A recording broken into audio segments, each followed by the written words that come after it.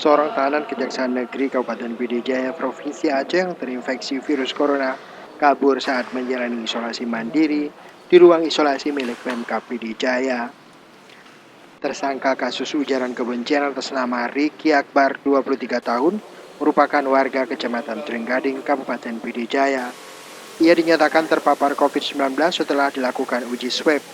Selama menjalani isolasi, tersangka tidak menunjukkan gejala dan keluhan gangguan kesehatan.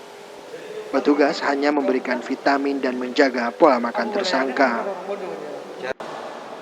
Dari rekaman CCTV, tersangka kabur pada hari Minggu 4 Oktober 2020 sekitar pukul 13 siang. Namun baru diketahui oleh petugas sekitar pukul 15 sore. Tersangka kabur dengan cara merusak jeruji besi yang terpasang di atap plafon kamar mandi di ruang isolasi. Kepala Kejaksaan Negeri Pidijaya, Muhsan, mengatakan pihaknya harus mengisolasi tersangka agar tidak terinfeksi tahanan lain.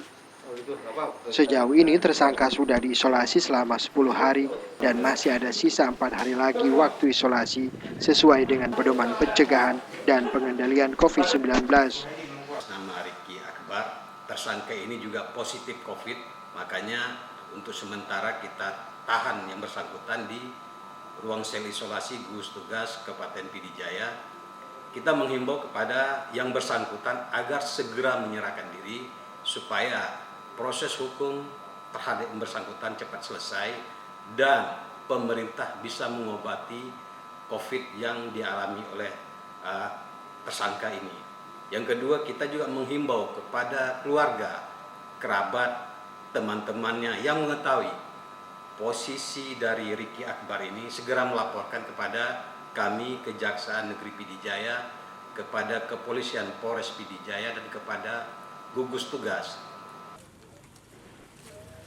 Sebelumnya Riki Akbar ditangkap atas kasus ujaran kebencian di media sosial terhadap PLT Gubernur Aceh Nova Iriansyah dengan menggunakan akun Facebook atas nama Abu Malaya. Tim Liputan Aceh Video.